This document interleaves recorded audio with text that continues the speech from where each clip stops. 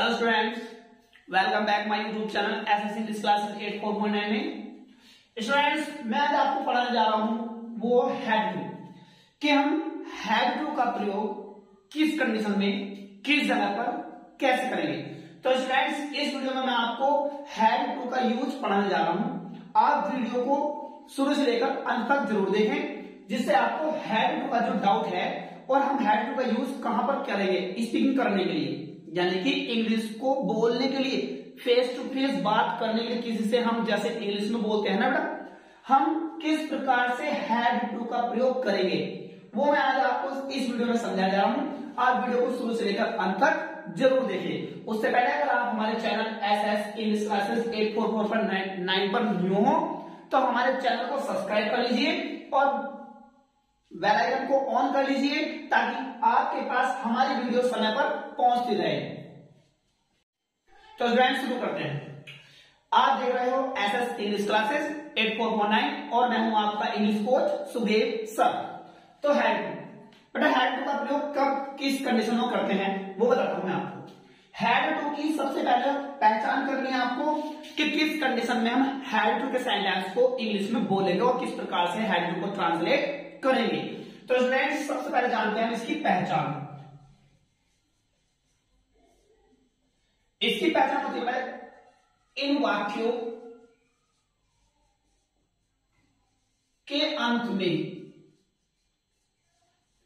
जो had to वाले वाक्य होंगे, इन वाक्यों के अंत में पढ़ता था, पढ़ती थी, पढ़ता था, पढ़ती थी, पढ़ते थे या पढ़ता था, पढ़ती थी, पढ़ते थे ना आए तो आएगा पढ़ा, पढ़ी और पढ़े। अगर पढ़ा, पढ़ी, पढ़े ना आए तो बेटा आ जाएगा ना, ना, था, नी, थी और ने, थे। तो इनमें से कोई सा भी एक वर्ड आपको आइडेंटिफाई कराने के लिए जरूर देंगे, मतलब पहचान कराने के लिए इनमें से एक शब्द जरूर मिलेगा। और क्या पहचान होती है? कर्ता को, कर्ता को भूतकाल समय में विवश होकर कार्य करना पड़ता है। कार्य को भूतकाल समय में, सॉरी, कर्ता को, कर्ता को बेटा काम करने वाला, जो काम करने वाला है उसे भूतकाल समय में, भूतकाल समय जो बीत गया उसमें विवश होकर कार्य करना पड़ता है, यानी विवश होकर भूतकाल में कोई कार्य करा होगा कर्ता ने। तो इन कंडीशन में अगर आपकी पहचान आती है पढ़ता था, पढ़ती थी, पढ़ते थे या पढ़ा, पढ़ी, पढ़े या फिर ना था, नी थी या फिर ने थे, तो in this situation we will use had to. इस कंडीशन में हम हैड टू और वर्ब की फर्स्ट फॉर्म का प्रयोग करेंगे। बस स्टूडेंट, आप वीडियो को पूरा देखिए, वीडियो को स्किप ना करें। तो बेटा इसका रूल क्या बनेगा? जो अफर्मेटिव होंगे भाग, इसके अफर्मेटिव भाग, बेटा इंस्टा चलाना छोड़ो, फेसबुक चलाना छोड़ो, बेवजह के अपना टाइम वेस्ट ना करो भाई मेरे, पढ़ाई में ध्यान लगा लो, पढ़ाई में। ऐसी आज के पेरेंट्स हो गए, पेरेंट्स क्या सोचते हैं, भाई हमारा तो बच्चा गूगल चला रहा है, ओहो इंस्टा चला रहा है, ओए फेसबुक, फ्री फायर, पबजी, यानी कि पेरेंट्स ये सोचते हैं हमारा बच्चा बहुत तेज है, बहुत ही तेज है, बहुत इंटेलिजेंट है। लेकिन ये आपकी असली बिल्कुल रियलिटी एजुकेशन नहीं है। रियलिटी एजुकेशन क्या होती है बेटा? रियलिटी एजुकेशन वो होती है जिससे कि आप अपने बच्चे से कहो बेटा जरा हमारा रिचार्ज करना, रिचार्ज हो जाए, तो ये दुकान पे किसी और की आपको ना जाना पड़े। इससे पता लगता है कि आपका बच्चा पढ़ा हुआ है या नहीं। ये नहीं कि बस वो फेसबुक इंस्टा वगैरह चला रहा है तो वो ठीक है, ऐसा नहीं होता। दूसरा, आप उससे बिल जमा कराए, घर का जो बिल होता है बिजली का, ये मोबाइल से जमा हो जाए तो तब जाने के हाँ उस पर अच्छा ज्ञान है उस बच्चे के पास। ये नहीं कि इंस्टा पर टाइम वेस्ट कर रहे हो। बेटा पढ़ाई पे ध्यान दो, पढ़ाई में है आपके इंस्टा फेसबुक या फ्री फायर और जी पबजी वगैरह काम नहीं आने आपके। बेटा आपकी पढ़ाई काम आनी है तो पढ़ाई विशेष रूप से ध्यान देकर पढ़े। तो बेटा हैड टू का यूज कहां हो रहा है वो देखें। हैड टू का यूज पढ़ता था, पढ़ती थी, पढ़ते थे, या पढ़ा, पढ़ी, पढ़े, या ना था, नी थी, ने थे, जैसे शब्द आएंगे इनमें हैड टू लगे, लगे, लगेगा। भूतकाल में कर्ता को विवश होकर काम करना पड़ा होगा। इसमें अफर्मेटिव जो होता है सकारात्मक, आपका सकारात्मक रूल ये होता है कि सभी कर्ताओं के साथ, कर्ता बेटा काम करने वाले, जो काम करने वाले होते हैं सभी कर्ताओं के साथ बेटा हैड टू का प्रयोग करेंगे। समझ रहे हो दोस्तों, क्या का प्रयोग करेंगे? हैड टू का। और हैड टू के साथ आएगा वर्ब की फर्स्ट फॉर्म। जब भी हेल्पिंग वर्ब के साथ टू जुड़ जाए, जब भी हेल्पिंग वर्ब के साथ टू जुड़ जाए तभी वर्ब की फर्स्ट फॉर्म आती ही है। तो बेटा ये हो गया रूल आपका, यानी कि सभी कर्ताओं के साथ हैड टू और वर्ब की फर्स्ट फॉर्म रखेंगे। फॉर्मूला देखिए बेटा इसका। पहले नहीं बेटा इसका सब्जेक्ट, यानी जो कर्ता होगा काम करने वाला, सभी ध्यान इधर रखना है पूरा। उसके बाद लगाएंगे बेटा इसमें हैड टू। हैड टू फिर लेंगे वर्ब की फर्स्ट फॉर्म, फिर लेंगे ऑब्जेक्ट। सबसे पहले सब्जेक्ट यानी जो कर्ता होता है काम करने वाला, उसके बाद लेंगे हैड टू यानी कि इसकी हेल्पिंग वर्ब, उसके बाद लेंगे इसकी वर्ब बेटा क्रिया मतलब काम, जो काम हो रहा है, उसके बाद लेंगे बेटा इसका ऑब्जेक्ट यानी कि जो करता है और जो क्रिया है, उसके बाद क्या किसको की आवाज आनी चाहिए। तो ये आपका कर्ता होता है।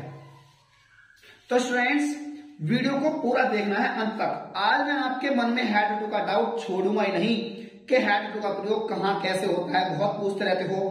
तो आज के बाद डाउट खत्म, tata bye bye, had to का सीन ही खत्म हो जाएगा आज का। जैसे एग्जांपल है, आपको वहां जाना था, आपको वहां जाना था, कहते नहीं अबे तेरे को वहां जाना था, अबे नहीं भाई आपको तो वहां जाना था, कहते नहीं कहते इंग्लिश में, तो वो सॉरी हिंदी में, तो इसे इंग्लिश में कैसे बोलेंगे? तो कहां जाना? जाना, कहां जाना है? वहां, किसको? आपको। और देखो लिखा जाना, ना और यह था, तो यार बेटा ना था। अगर क्रिया के अंत में ना था, नी थी, ने थे, पढ़ता था, पढ़ती थी, पढ़ते थे, पढ़ा, पढ़ी, पढ़े, अगर इनमें से एक भी आ जाए तो झट से नहीं हैड टू लगाना। क्या लगाना? Had to. तो फ्रेंड्स कैसे रहेंगे बात की, आपको बोला जाएगा यू, क्या बोला? यू और सब्जेक्ट आ गया आपका। उसके बाद क्या लेंगे इसमें? Had to. तो लेंगे इसकी हेल्पिंग वर्ब लेंगे हैड टू, हैड टू। अब लेंगे इसकी वर्ब, वर्ब मतलब काम, तो काम क्या बोला? जाने का। जाने क्या कहते हैं? गो। यू हैड टू गो, आपको जाना था, जाना ना नहीं आ रहा ना, तो इसमें से टू लगाना पड़ा। आपको जाना था, कहां जाना था? वहां, तो वहां की देगी देयर। ये हो गया आपका सेंटेंस कंप्लीट। या फिर ऐसे बात करें, जैसे एग्जांपल है, उन्हें आपसे, उन्हें आपसे बात करनी थी, उन्हें आपसे बात करनी थी, उन्हें आपसे बात करनी थी, तो लिखा पड़ा था नी थी, या आया देखो नी थी, कहां कर रहा? बात करने का, किससे? आप से, किसको? उन्हें। तो उन्हें बड़ा बहुत सारे ना में, तो इसलिए दे हो जाएगा, ये हो गया दे। और दे के साथ सभी के साथ हैड टू, बात करना होता है टॉक, यानी TALK, they had to talk, उन्हें बात करनी थी, किससे? आप से। तो बहुत सारे व्यक्ति ना, तो विद यू का प्रयोग कर देना, विद यू, उन्हें आपसे बात करनी थी, ये हो गया वाक्य आपका। जैसे एग्जांपल है चपरासी को घंटी बजानी पड़ी। चपरासी को घंटी बजानी पड़ी, याद देखो पड़ी हो गया थोड़ा। तो काम क्या बजाने का, क्या बजानी पड़ी? घंटी। किसको? चपरासी को। और ये विवश को बजाना पड़ रहा है मजबूरी में। तो चपरासी बेटा पियोन, क्या बनाएगा चपरासी बेटा? पियोन। तो यहां पर चपरासी का पियोन और सभी के साथ लेंगे had to. Peon had to, बार उठा लो इसकी, काम मतलब। तो काम क्या बेटा? बजाने का, रिंग। चपरासी को बजानी पड़ी क्या? घंटी। तो the bell. Peon had to ring the bell. चपरासी को घंटी बजानी पड़ी, ये हो गया। अगर बात कर जाए इस प्रकार से, मैं आपको एक बात बता दे रहा हूं बेटा, ये वाक्य किसी और टेंस के नहीं है, ये वाक्य है आपके पास्ट इंडेफिनिट के। कौन सा टेंस है? Past indefinite. ये वाक्य पास्ट इंडेफिनिट के हैं। जैसे बस इनमें हैड पे रखनी पड़ रही, हैड टू। ये सेकंड फॉर्म है, ये फर्स्ट फॉर्म है, हैड सेकंड फॉर्म वाला यूज कर रहे हैं। जैसे बेटा वाक्य है आपके मुझे उनके पास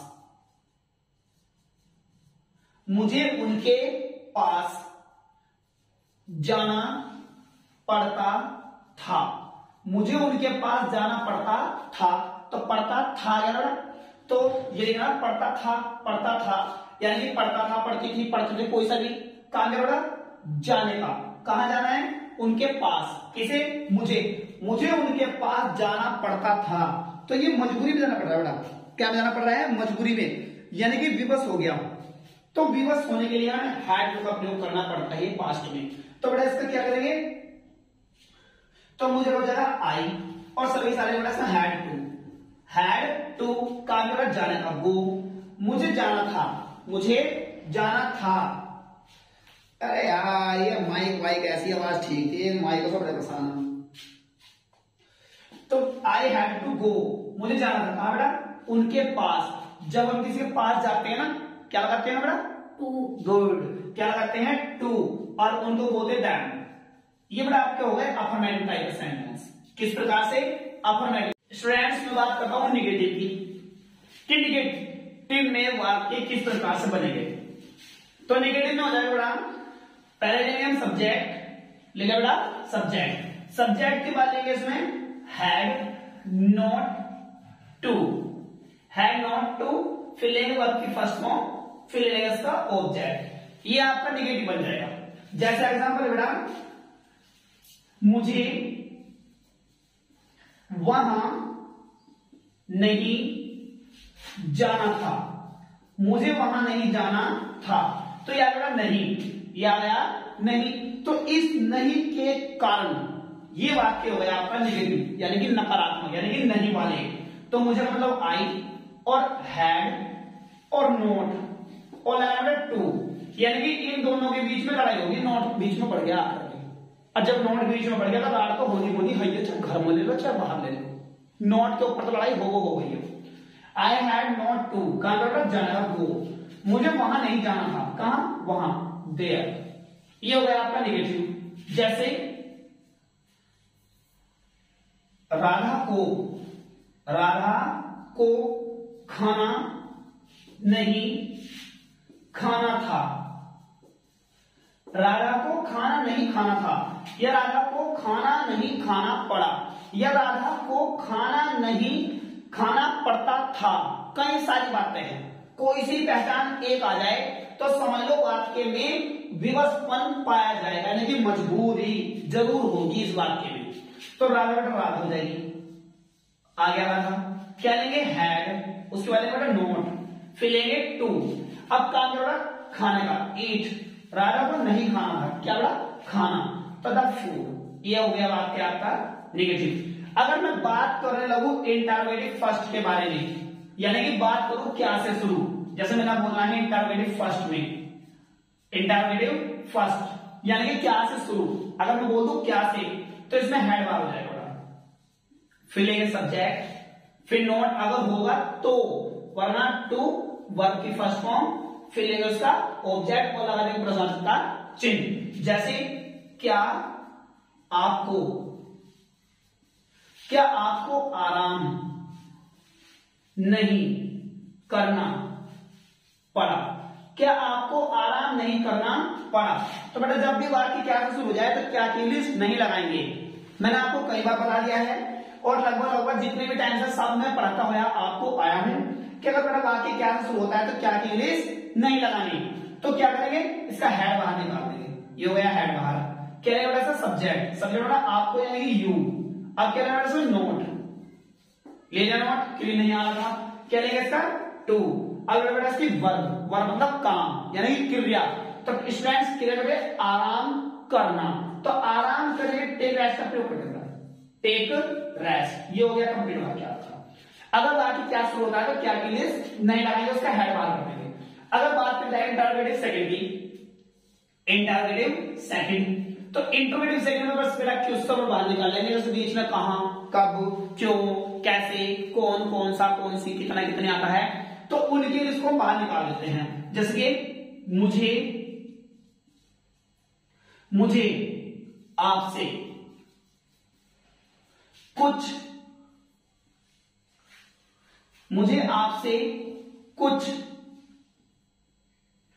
आपसे कुछ क्या पूछना था। ओहो भूल गया भाई, कह देना अरे यार मुझे क्या पूछना था तुमसे, तो यानी कि बीच में क्या आया, तो इस क्या की इसको बाहर निकालो, वॉट आया। अब लेंगे इसका हेड, क्या लेंगे स्टूडेंट, हेड। अब लेंगे subject I, what had I to, काम करा पूछने का आस्क, ASK। मुझे क्या पूछना था, मुझे क्या पूछना था, इस कुछ को हटा दो, इस कुछ को हटा दो, मुझे आपसे क्या पूछना था। तो what had I, what had I, what had आई, और पूछने की होगी आस्क, और नानी डालना इस वजह से टू लगाते हैं। What had I to ask, मुझे कुछ पूछना था या मुझे क्या पूछना था, किससे बेटा, आपसे। तो जब हम किससे बात पूछते हैं ना कुछ, तो फ्रॉम का प्रयोग करते हैं, फ्रॉम यू। ये हो गया आपका इंटरोगेटिव सेकंड। तो स्टूडेंट्स इसी प्रकार से सभी जितने भी यूजेस हैं, जितने हम अपनी इंग्लिश में यूज करने वाले बोलते समय, इसी प्रकार की सभी प्रकार के यूज सीखने के लिए और हमारी वीडियो को देखने के लिए कंप्लीट रूप से हमारे एसएस इंग्लिश क्लासेस को सब्सक्राइब कर लीजिए, ताकि आपके पास वीडियो सभी समय पर पहुंचती रहे।